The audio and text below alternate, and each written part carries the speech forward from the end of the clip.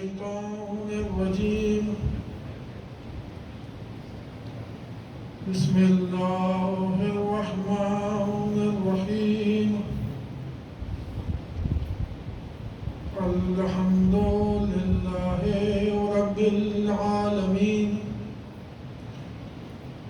الصلاة والسلام على سيد الأنبياء والمرسلين سيدنا ومولانا وبالقاسم محمد اللهم صل على وأهل بيته الطيبين الطاهرين المعصومين المظلومين ولعنة الله على أعدائهم أجمعين من الآن إلى قيام يوم الدين أما بعد فقد قال الله سبحانه وتعالى في كتابه المبين وقوله الحق بسم الله الرحمن الرحيم ما جعل الله لرجل من قلبين في جوفه صلوات اللهم صل على محمد وآل محمد. عزیزان محترم، خداوند متعال ارشاد فرماتا ہے کہ ما جعل اللہ لرجل من قلبین فی جوفه.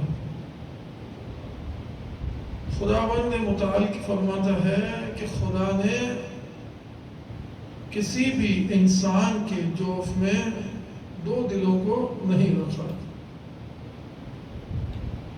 ہر انسان کے جوف میں ایک ہی دل رکھا گیا ہے. حب الحسین کے عنوان سے جو موضوع کا ہم نے آغاز کیا، کل ہم اس نتیجے تک پہنچے تھے کہ حب جو ہے وہ حب سے مشتق ہوا ہے. کچھ خلاصہ بتا دوں کل کا تاکہ ہم اس کو آگے لے کر چل سکیں.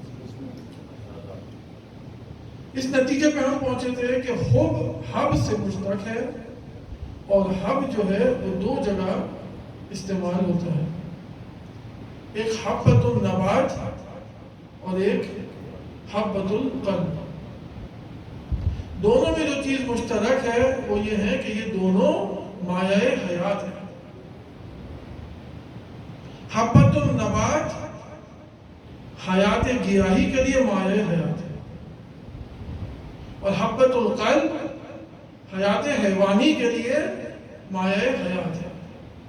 اور انہی سے مشتق ہو کے نکلا حب جو کہ حیات انسانی کے لیے مایہ حیات ہے.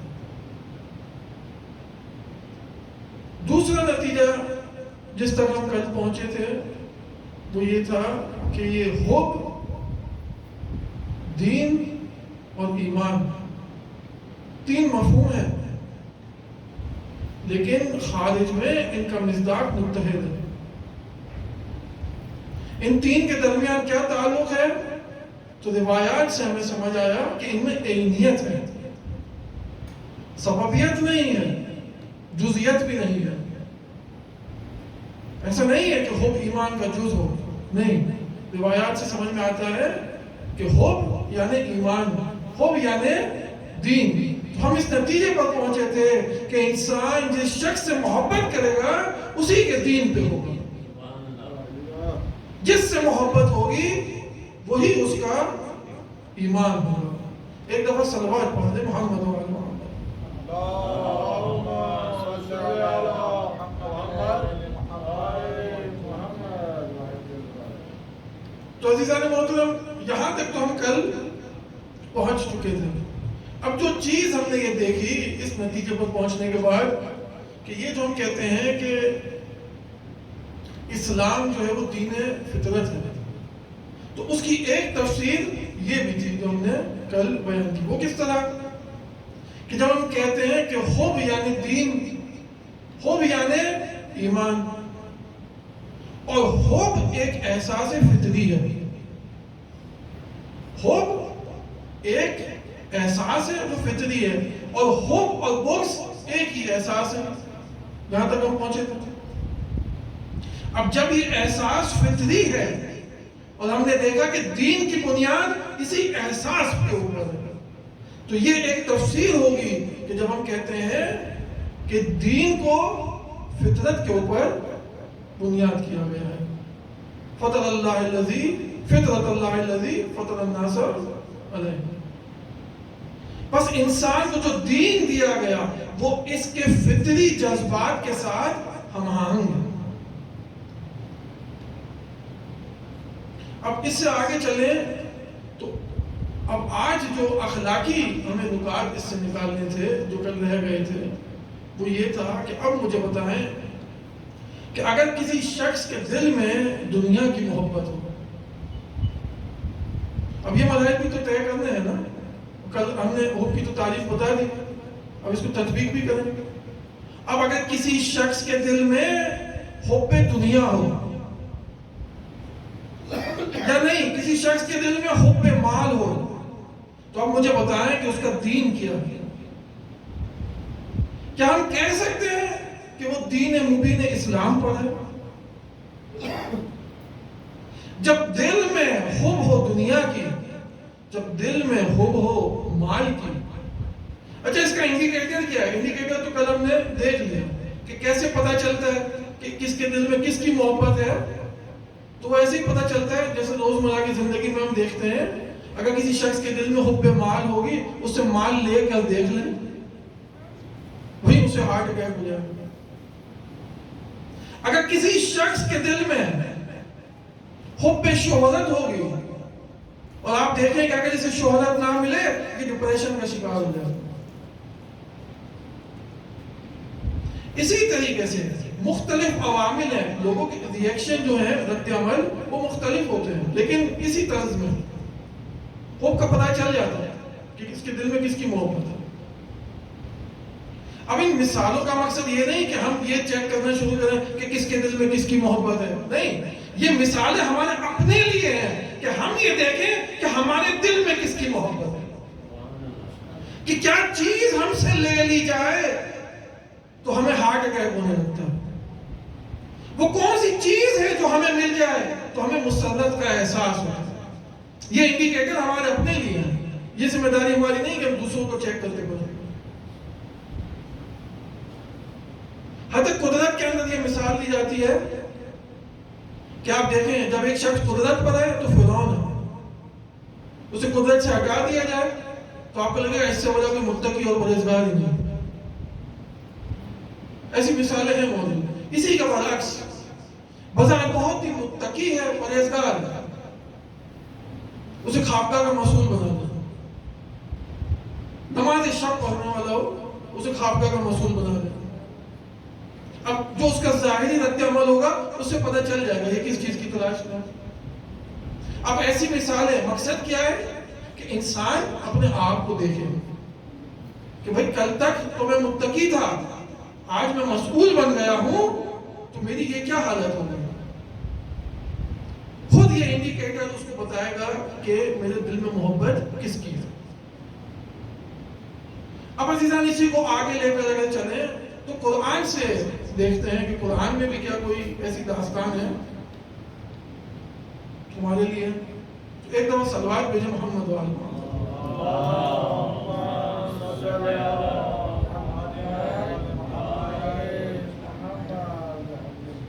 ایک داستان ہے قرآن میں، داستان مشہور ہے، ایک جن کی داستان ہے.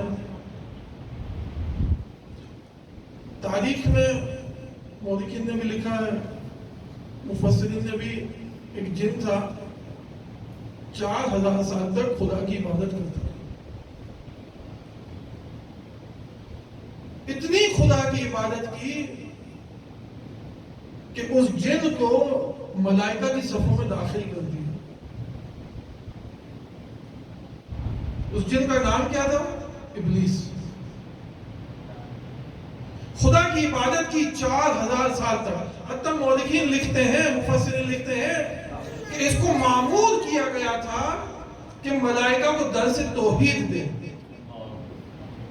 درس توحید دیا کرتا تھا ملائکہ. اب ایک دن کیا ہوا؟ خداوند متعال فرماتا ہے وَإِذْ قُلْنَا لِلْمَلَائِكَةِ اسْجُدُوا لِآدَمَ فَسَجَدُوا إِلَّا إِبْلِيسَ أَبَىٰ وَاسْتَكْبَرَ وَكَانَ مِنَ الْكَافِرِينَ. خداوند متعال فرماتا ہے وَإِذْ قُلْنَا لِلْمَلَائِكَةِ، اور جب ہم نے ملائکہ کو کہا کہ آدم کو سجدہ کرو تو سب کے سب سجدے میں چلے گئے الا ابلیس، ابلیس کے علاوہ. ابا واستکبر، اس نے خود کو روکا اور استکبار سے کام لیا. وکان من الکافرین، اور یہ تو پہلے سے ہی کافر تھے.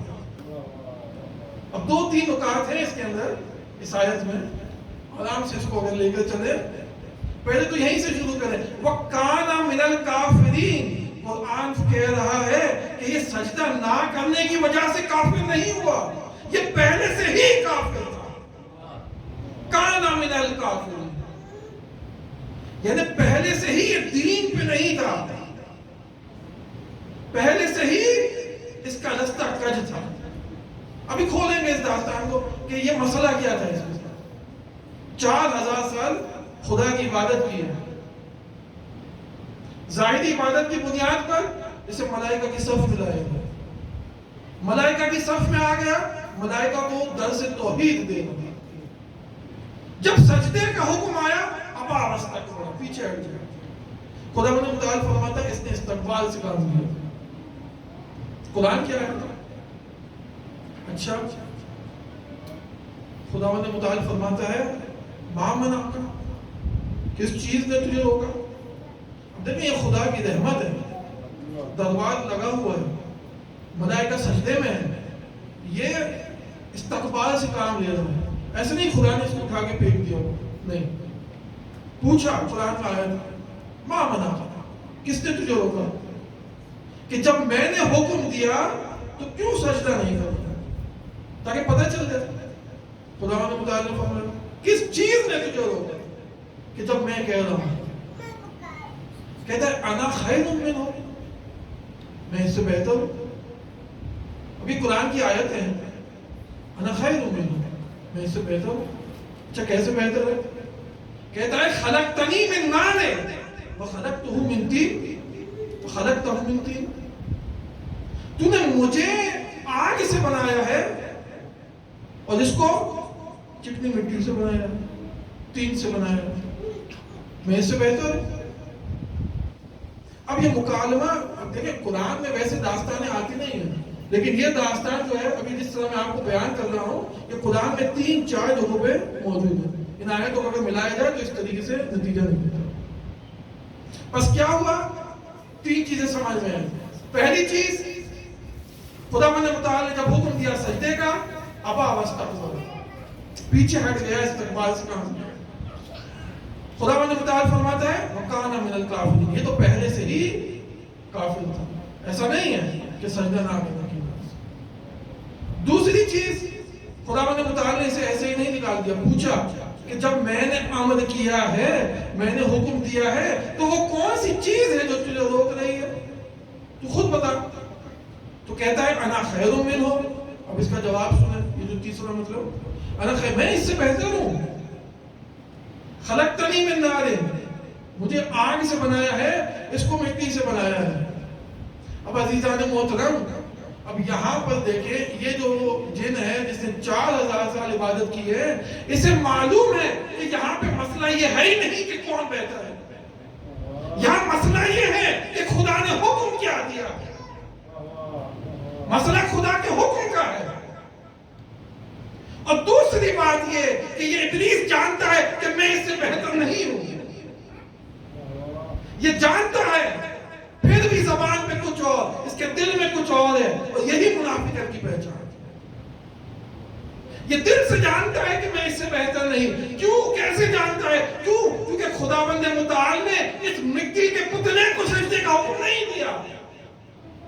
خدا نے یہ نہیں کہا کہ اس مٹی کے آدم کو سجدہ کر، کہ وہ کہے کہ خلقتنی من من نار وخلقته من طین. خداوند متعال فرماتا ہے کہ جب میں اس کو بنا چکوں ونفخت فیہ من روحی، اور اپنی روح اس میں پھونک دوں تو پھر سے سجدہ کرنا. سجدہ اس روح کو ہے کہ جو میں اس کے اندر پھونک رہا ہوں. اب یہ ابلیس جان رہا ہے کہ سجدہ کس کو ہے، لیکن مغالطے سے کام لے رہا. اسے معلوم ہے کہ سجدہ اس خاک کے پیکر کو نہیں بلکہ اس روح کو ہے، ملکوتی روح کو کہ جو اس کے اندر پھونکی جا رہی ہے. لیکن منافقت سے کام لے رہا. کہتا ہے خلقتنی من نار، مجھے آگ سے بنایا ہے، اس کو مٹی سے بنایا، میں اس سے بہتر ہوں. اب مسئلہ کیا ہے، اس کے دل میں کیا ہے؟ دیکھیں ہم اپنے موضوع سے ربط دینا چاہ رہے ہیں. داستان سنانا تو مقصود نہیں ہے، اب اس کو موضوع سے ربط دینا ہے. ہوا یہ کہ اس سے پہلے کہ ابلیس کچھ کہتا ہے، ابلیس کی بات تو سن لی، لیکن خداوند متعال نے خود فرما دیا ابا واستکبر. اس نے استکبار سے کام لیا. ابلیس کا مسئلہ کیا ہو گیا تھا؟ استکبار یعنی کیا؟ مستکبر ہو گیا. اب دیکھیں قرآن کے الفاظ ہیں، خداوند متعال نے یہ نہیں فرمایا کہ متکبر ہو گیا، یہ فرمایا کہ مستکبر ہو گیا. دونوں میں فرق ہے. مستکبر اس شخص کو کہتے ہیں کہ جو کسی چیز کا اہل نہ ہو، ایک یا اس میں اس چیز کی لیاقت نہ ہو، یا اس میں اس چیز کی استعداد نہ ہو، یا اس میں اس چیز کی قدرت نہ ہو، یا اس میں بزرگی نہ ہو، یا اس میں کرامت نہ ہو، مگر پھر بھی وہ ان چیزوں کو اپنے لیے چاہے. دیکھیں اس سے آسان میں معنی نہیں کر سکتا مستکبر. مستکبر وہ شخص کہ جس میں بزرگی نہیں ہے، کرامت نہیں ہے، وہ اس کا مقام نہیں ہے کہ جس مقام کو یہ چاہ رہا ہے. تو سمجھ میں آیا کہ ابلیس کا اصل مسئلہ آدم نہیں تھا بلکہ آدم کی خلافت تھی کہ جسے وہ اپنے لیے چاہ رہا تھا. وہ خلافت تھی. جب اس نے دیکھا کہ آدم کو خلیفۃ اللہ بنایا ہے، ابلیس یہ چاہ رہا تھا خداوندہ اگر خلیفہ ہی بنانا ہے تو اسے کیوں بناتا ہے، مجھے کیوں نہیں بنا رہا؟ میں نے 4000 سال کی عبادت کی ہے. اب یہ ہے استکبار. اب یہیں پر مستکبر اور متکبر کے فرق کو بھی سمجھ لیں. دیکھیں متکبر بھی ہوتا ہے لیکن شیطان ابلیس متکبر نہیں ہے. متکبر کون ہوتا ہے؟ جس کے پاس کوئی چیز ہو اور اس ہونے پر وہ اترائے. اس سے معنی اور واضح ہو گئی. اگر کسی کے پاس مال ہو اور اس مال کے ہونے پر اگر اترائے تو اسے کہیں گے یہ متکبر. اگر کسی کے پاس قدرت ہو اور اس قدرت کے ہونے پر اترائے تو اسے کہیں گے یہ متکبر ہے. لیکن اگر اس کے پاس قدرت نہ ہو، اس کے پاس مقام نہ ہو، لیکن جاہ طلبی کی وجہ سے وہ یہ تظاہر کرے کہ میں اس چیز کا اہل ہوں تو اسے کہیں گے مستکبر. اب ابلیس نے استکبار سے کام لیا. مشکل اس کی کیا تھی؟ خلافت. مشکل اس کی یہ تھی کہ آدم کو خلیفۃ اللہ بنایا گیا. انی جاعل فی الارض خلیفہ، میں زمین پہ اپنا خلیفہ بنا رہا ہوں. اب یہ کہتا ہے میں سجدہ نہیں کر سکتا، سجدہ کروں گا تو اس کی ولایت میں آ جاؤں گا. اس کی ولایت میں نہیں آنا چاہتا. اب ابلیس سجدہ نہیں کرتا. کیوں؟ کیونکہ اس کی آدم کی خلافت میں نہیں آنا چاہتا. خلیفۃ اللہ کی خلافت کو قبول نہیں کرنا چاہتا. اب یہ ابلیس ہر زمانے میں الگ الگ تیور بدلتا ہے. کبھی کہتا ہے کہ میں اس سے بہتر ہوں، خلقتنی من نار وخلقتہ من طین. کبھی کہتا ہے کہ میں عمر میں اس سے بڑا ہوں. کبھی کہتا ہے میں سیاست میں اس سے پختہ ہوں. کبھی عمر کا بہانہ، کبھی سیاست کا بہانہ. اسے کہتے ہیں استکبار. جو اہل نہیں ہے خلافت الہی کا، لیکن اپنے استکبار کی وجہ سے اس مقام کو حاصل کرنا چاہتا. ایک دفعہ صلوات بھیجنے محمد و علی۔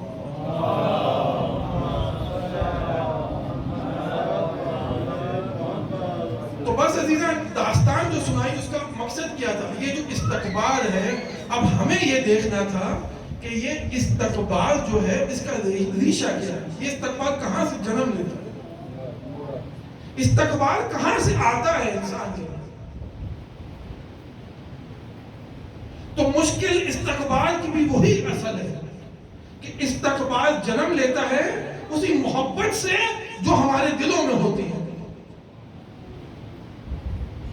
جب میرے دل میں محبت ہوگی دنیا کی، جب میرے دل میں محبت ہوگی مال کی، جب میرے دل میں محبت ہوگی قدرت کی، شہوت کی اور ان جیسی چیزوں کی، اور یہ چیزیں مجھے نہ ملے تو میں استقبال پہ آ جاؤں گا، مستقبل ہو جاؤں گا، کسی بھی طرح ان چیز کو چھیننے کی کوشش کروں گا۔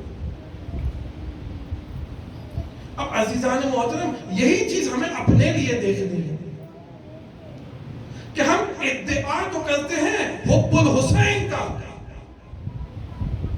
لیکن کہیں ایسا تو نہیں کہ حب دنیا، حب مال، حب قدرت، حب شہوت اور اس قسم کی محبتیں ہمارے دلوں میں ہوں۔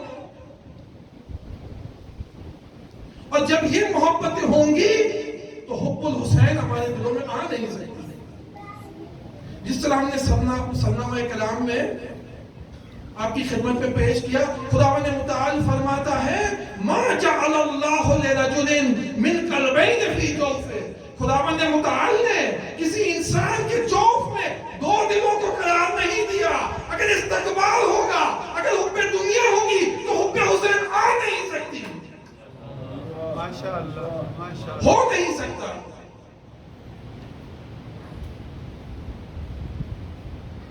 اب اس کو ایک اور آسان سی مثال سے اگر سمجھنے کی کوشش کریں، ایک داستان نقل کی ہے ملا مہدی نراکی نے اپنی کتاب میں۔ لکھتے ہیں کہ پیغمبر کے گرد اصحاب موجود تھے، اصحاب کا مجمع تھا۔ ایک شخص سامنے سے گزرا ہے، آپ نے فرمایا کہ یہ جو شخص سامنے سے گزرا ہے یہ اہل نار ہے، جہنم میں جائے گا۔ اصحاب نے سن لیا۔ اب جو راوی ہے اس نے، وہ تھوڑا جستجوگر تھا، کنجکاؤ تھا، اس نے کہا کہ دیکھتے ہیں کہ یہ کیوں پیغمبر نے اس طریقے سے بات کی۔ اس کے ذہن میں یہ بات رہ گئی۔ پیغمبر نے فرمایا کہ یہ اہل نار ہے، یہ جہنم میں جائے گا۔ کچھ عرصے بعد ایک جنگ میں جب یہ جنگ کر رہے تھے، اس نے دیکھا کہ یہ وہی شخص بہت تیزی سے تلوار چلا رہا ہے، خدا کے لشکر میں شامل ہے، تلوار سے، نیزے سے دشمنوں پہ حملہ کر رہا ہے، آگے بڑھ کے۔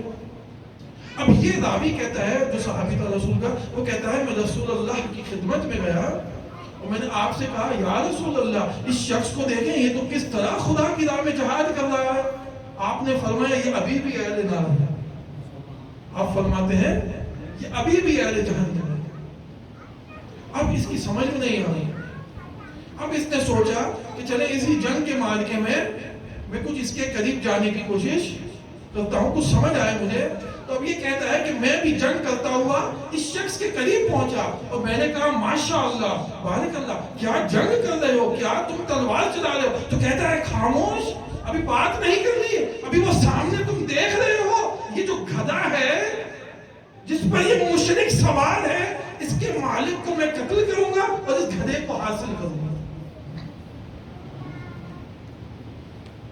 یہ جو حمار ہے سامنے، کہتا ہے میری پوری کوشش یہی ہے کہ کسی طرح اس تک پہنچوں، اس کے مالک کو قتل کروں اور غنیمت میں اس گدھے کو حاصل کروں۔ اب یہ راوی کہتا ہے کہ اب میری سمجھ میں آ گیا کہ مسئلہ کیا ہے۔ اصل یہ تو خدا کی خاطر جنگ کر ہی نہیں رہا، یہ تو اس حمار کی خاطر جنگ کر رہا۔ اب جب جنگ ختم ہوئی، شہیدوں کو گنا گیا، اور ملا احمد نراکی نے یہ داستان نقل کی، کہتے جب جنگ ختم ہوئی شہیدوں کو گنا جانے لگا، جب اس تک پہنچے تو آپ نے فرمایا نہیں یہ شہید نہیں، آپ صلی اللہ علیہ وسلم رحمت اللہ علیہ، آپ نے فرمایا یہ قتیل الحمار ہے، یہ شہید فی اللہ نہیں ہے، خدا کی راہ میں شہید نہیں ہوا، یہ ہے قتیل الحمار، یعنی یہ اس گھڑے کی راہ میں شہید ہوا، مارا گیا اس کے بعد۔ اب آپ صلی اللہ علیہ وسلم کا یہ کہنا بتا رہا ہے کہ اگر صراط مستقیم سے ہٹو گے تو کسی بھی حمار کی محبت تمہارے دل میں آ سکتی ہے۔ بہت اچھے، اگر علی کے راستے سے ہٹو گے تو کسی بھی حمار کو اپنا رہبر بنا دو گے۔ ماشاءاللہ، اور یہی نہیں، یہی حمار کی محبت تمہیں خسرت دنیا والآخرہ، دنیا میں بھی خسارہ اور آخرت میں بھی اہل نار۔ پھر کہیں یہ نہ ہو کہ قیامت کے دن کہتے پھرو یا لیتنی اتخذت مع الرسول سبیلا، اے کاش میں نے رسول کے ساتھ اس کے راستے کو بھی اختیار کیا ہوتا۔ رسول کو تو لے لیا لیکن اس کے راستے کو جانے دیا۔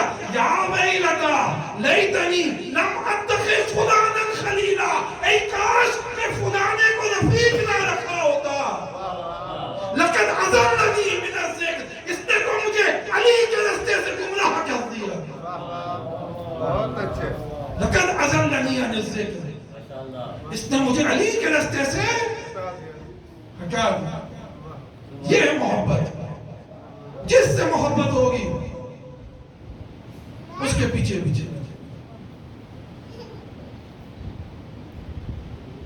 اور اگر علی کے راستے سے ہٹے گا تو کسی بھی حب حمار کا شکار ہو سکتا ہے، کسی بھی حمار کی محبت مبتلا ہو سکتا ہے۔ تو بس عزیزان، یہی وہ منزل ہے جہاں تک لانا تھا کہ حب اور حب الحسین، اس کا ادعا کرنا تو آسان ہے، لیکن ہمیں اپنی ذات کی حد تک یہ دیکھنا ہوگا کہ ہمارے دل میں اصل میں ہے کس کی محبت، ہماری جان کس چیز کے لیے جاتی ہے۔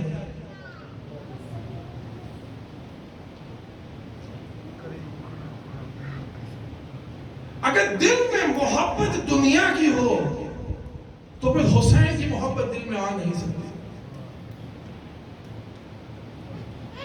اگر مال کی محبت ہے تو پھر تمہارا مرشد سید سجاد نہیں ہو سکتا۔ اگر دل میں محبت ہے قدرت کی تو علی رضا تمہارا سلطان نہیں ہو سکتا۔ اگر دل میں محبت ہے شہوت کی تو ہادی تمہارا رہبر نہیں ہو سکتا، اور اگر دل میں محبت ہے غاصبین ولایت کی تو حب الزہرا تمہارے دل میں آ نہیں سکتی، ہو ہی نہیں سکتا۔ کیوں؟ کیونکہ خود خداوند متعال نے فرما دیا ما جعل اللہ لرجل من قلبین فی جوفہ، ایک دل میں دو محبتیں آ نہیں سکتی۔ خود آپ کا صحابی امام محمد باقر علیہ السلام، صحابی آیا ہے امام کی خدمت میں، پوچھتا ہے مولا اس آیت کے معنی سمجھا، یہ کیا ہے؟ خدا نے کسی انسان کے جوف میں دو دلوں کو نہیں رکھا، اس کے معنی بتائیں۔ امام فرماتے ہیں کہ خداوند متعال فرمانا چاہتا ہے کہ کسی کے پاس دو دل نہیں، یعنی ایسا نہیں ہو سکتا کہ ایک دل سے محبت کرے اور دوسرے دل سے کسی اور سے نفرت کرے۔ اب یہ حدیث مختلف ہے، ایسا نہیں ہو سکتا، دل ایک ہی ہے اور ایک دل میں ایک ہی محبت آ سکتی ہے، دوسری محبت نہیں آ سکتی۔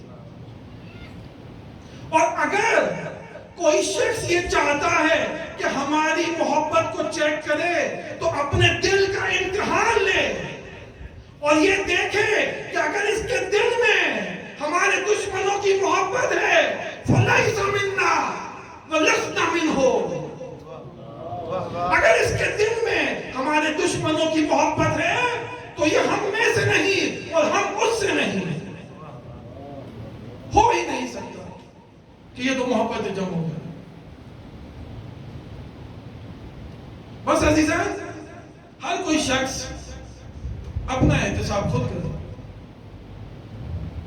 احتساب کیا جائے، دیکھے کہ کس کی محبت دل میں ہے۔ صرف ادعا کافی نہیں، حسین کی خاطر دنیا کو چھوڑنا ہوگا، مال سے درگزر کرنا ہوگا، خوب نہیں رکھ سکتے ان چیزوں کی دل میں۔ لیکن ہم کیا کریں، ہمارے دل مشوش ہیں۔ اب ہم اپنی اگر بات کریں، ہم کبھی اس چیز کے پیچھے ہیں، کبھی اس چیز کے پیچھے ہیں۔ کبھی محرم آ گیا تو مولا حسین پہ گریا کر لیا، محرم ختم ہو گیا تو اپنی دنیا میں مگن ہو گئے۔ یہ مسائل ہیں ہمارے ساتھ۔ تو انشاءاللہ آنے والی مجالس میں کل یہ دیکھیں گے کہ یہ حب الحسین کو حاصل کرنے کا طریقہ کار کیا ہے۔ ماشاءاللہ۔ کہ یہاں تک تو ابھی بحث تمہید سے نکل کے جب یہاں تک پہنچی تو اب آگے اس کے رائے حل میں انشاءاللہ بحث کریں گے کہ اس حب کو کیسے حاصل کیا، کیا کیا ممکنات ہیں اس کے اندر۔ اور ایسا نہیں کہ ہم نہیں، ہر زمانے میں ہماری طرح کے لوگ موجود رہے ہیں، ادعا اور عمل میں فرق رہا ہے۔ ایسا ہی ایک شخص ابن سعد کے لشکر میں بھی تھا، بظاہر دیکھنے میں ایک عام سا انسان تھا، ہماری طرح عام انسان تھا، لیکن اس کے پاس قدرت تھی، سپہ سالار تھا، اس کے پاس شہرت تھی، نامور جنگجو تھا، پیسے کی خاطر جنگ کر سکتا تھا کسی سے بھی، نامور جنگجو۔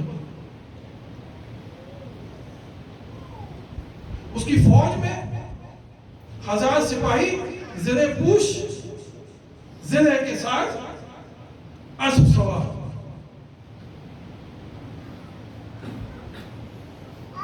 اب اس کے دل میں محبت ہے، قدرت کی بھی، مال کی بھی، جاؤ حشم بھی ہے، مقام بھی ہے، لیکن تاریخ نے لکھا کہ اس کے دل کے کسی گوشے میں کہیں زہرا کی محبت بھی چھپی ہوئی تھی، کسی کونے میں زیر خاکستر جسے ہم کہتے ہیں، بی بی کی محبت اس کے دل میں تھی۔ تاریخ نے اس کا نام لکھا خود ابن یزید ضیاء۔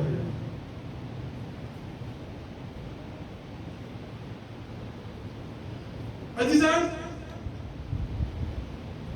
اب کیا کیا جا سکتا ہے؟ دیکھیں، یہ موقع کسی بھی انسان کی، ہم اپنے آپ کو اس میں تطبیق کریں، کسی بھی انسان کی زندگی میں ایسا موقع آ سکتا ہے کہ اس کے دل میں مختلف چیزوں کی محبتیں ہوں، طے نہ کر پا رہا ہو، اور ایک دم سے کسی حادثے کا شکار ہو جائے۔ ہوا کیا؟ تقدیر نے اسے حسین کے سامنے لا کھڑا کیا، تقدیر تھی اس کی، حسین کے سامنے آ گیا۔ کیوں؟ فیصلے کا وقت ہے۔ مورخین نے لکھا کہ جب امام حسین کا کاروان کوفے کی جانب رواں ہوا تھا تو ہور اپنے لشکر کے ساتھ 1000 افراد کے ساتھ امام کے سامنے آ گیا۔ ابھی امام سے کچھ کہنا ہی چاہتا تھا، امام نے یہ دیکھا کہ اس کے لشکر میں جو لشکریان ہیں وہ پیاسے ہیں، حتیٰ صرف سوار ہی نہیں بلکہ رہوار بھی پیاسے ہیں۔ مولا نے کہا عباس پہلے ان کو پانی پلاؤ پھر بات ہوگی۔ اب یہ میرا قریب مولا ہے۔ راوی کہتا ہے ایک ایک شخص کو پانی پلایا گیا، یہاں تک کہ اسب کو بھی اور اونٹوں کو بھی ایک ایک دفعہ نہیں بلکہ 4-5 دفعہ پانی پلایا گیا۔ اب عزیزان جانتے ہیں کہ یہ جانور جو ہے وہ اتنا پانی نہیں پیتا جتنا انسان پیتا ہے، لیکن مولا حسین نے فرمایا کہ نہیں، ان سب کو سیر کیا جائے۔ یہاں تک کہ ایک شخص تھا یزید، ایک شخص تھا خود کے لشکر میں، وہ کہتا ہے کہ میں آخری شخص تھا کہ جس تک پانی پہنچا ہے، جب میرے ہاتھ میں مشک پہنچی ہے تو مجھ سے پانی پیا نہ جا رہا تھا۔ حسین سامنے مسند پہ تشریف فرماتے. جب حسین نے یہ دیکھا تو چل کر میری جانب آئے ہیں, مجھ سے مشق کو لیا ہے, کہا ہے اپنے چلو کو آگے کرو. حسین نے خود مجھے پانی پلایا, حسین نے خود مجھے پانی پلایا ہے. میں کہوں گا مولا آپ سے دشمن کی پیاس برداشت نہیں ہوتی. ارے عاشور کے دن سکینہ اور چھوٹے چھوٹے بچے کوزے لیے گھوم رہے ہوں گے, میرا مولا کچھ پانی ان کے لیے بھی رکھ لیں. لیکن میرے کریم مولا نے سب کو پانی پلایا, سب کو سیراب کیا. یہاں تک کہ تاریخ میں لکھا ہے کہ ظہر کا وقت ہو گیا, میرے مولا نے فرمایا کہ اور تم اپنے لشکر کے ساتھ نماز ادا کرو, ہم اپنے لشکر کے ساتھ جماعت کرتے ہیں. خود کہتا ہے مولا ایسا ہو نہیں سکتا کہ آپ کے ہوتے ہوئے ہم الگ جماعت کریں. خود اپنے لشکر کے ساتھ امام کے پیچھے آیا, جماعت ادا ہوئی. جیسے ہی جماعت ختم ہوئی, اب میرے مولا اپنے ذوالجناح پہ سوار ہوئے ہیں, اپنے رستے کی جانب جانا چاہتے ہیں. خود نے آگے بڑھ کر لجام فرس کو تھام دیا. میرا مولا فرماتا ہے ہو کیا ارادہ ہے؟ سکلت کا ہوں وہ ہو, تیری ماں تیرے غم میں بیٹھے, تو حسین کا راستہ روک رہا ہے. اب ہو کہتا ہے حسین اگر آپ کے علاوہ کسی اور نے میری ماں کا نام لیا ہوتا تو میں جواب دیتا, لیکن میں کیا کروں کہ میں مجبور ہوں. ارے بلائے عام میں آپ کی ماں کا نام لے نہیں سکتا, سیدہ کا نام لے نہیں سکتا. بس حسین نے اپنے عمل سے, اپنی گفتار سے خود کے دل میں ایک چراغ روشن کر دیا. ایک چراغ خود کے دل میں روشن کیا کہ اب خود سوچنے پہ مجبور ہے, اس کا ضمیر جاگ چکا ہے. اب وہ دیکھ رہا ہے کہ میں کس رستے پر ہوں. اب حسین کو لے کے, کاروان کو لے کے کربلا تو لے آیا ہے بھی ابن زیاد کی فوج میں, لیکن اس کا ضمیر جاگ چکا ہے. مسلسل سوچ رہا ہے ارے میں نے یہ کیا کیا ہے, میں حسین کو کس جگہ لے آیا ہوں. دن گزرتے جا رہے ہیں. ارے جب 7 محرم آئی تو اس نے دیکھا کہ حسین کے لشکر میں پانی بند کر دیا گیا. خود سوچ رہا ہے ارے ہمارے لشکر کے جانور بھی سیراب ہو رہے ہیں, حسین کے بچے پیاسے ہیں. بس عزیزان بات آگے بڑھی, یہاں تک کہ شب عاشور آ گئی. خود بہت پریشان ہے, کبھی گھوم کے جاتا ہے خیام حسینی کی پشت پر. ارے دیکھ رہا ہے العطش العطش کی صدائیں خیام حسینی سے بلند ہو رہی ہیں. بہت پریشان ہے. بہشت اور جہنم کے درمیان میں بس صبح کا ہونا تھا. پسر سعد کے پاس آیا, خود کہتا ہے اے پسر سعد یہ بتا کہ کیا واقعاً جنگ ہوگی؟ پسر سعد کہتا ہے ہاں جنگ ہوگی, لاشیں گریں گے, تلواریں چلیں گی, سر قلم کیے جائیں گے. بس اب خود سے رہانا گیا, خود نے اپنا فیصلہ لے لیا. خود اپنے گھوڑے پہ سوار ہوا ہے, چلا ہے حسین کی لشکر کی جانب. یہاں اس کے بیٹے نے جب دیکھا بابا کہاں جا رہے ہیں, خود نے کہا کہ اب میں بہشت کی جانب جا رہا ہوں. ارے میں اس سے زیادہ اس جہنم میں رہ نہیں سکتا.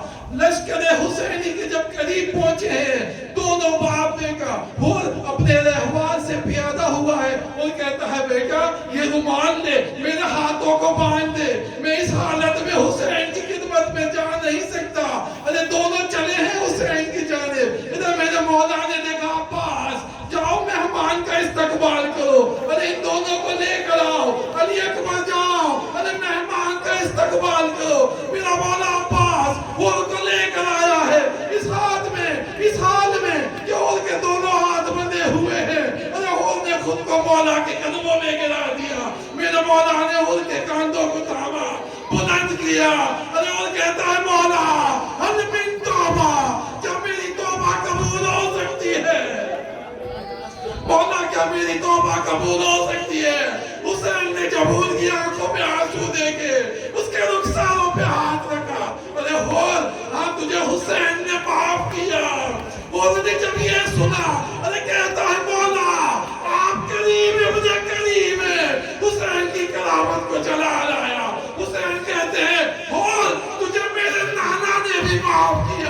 میری ماں زہرا نے بھی معاف کیا، ارے تجھے خدا نے بھی معاف کیا۔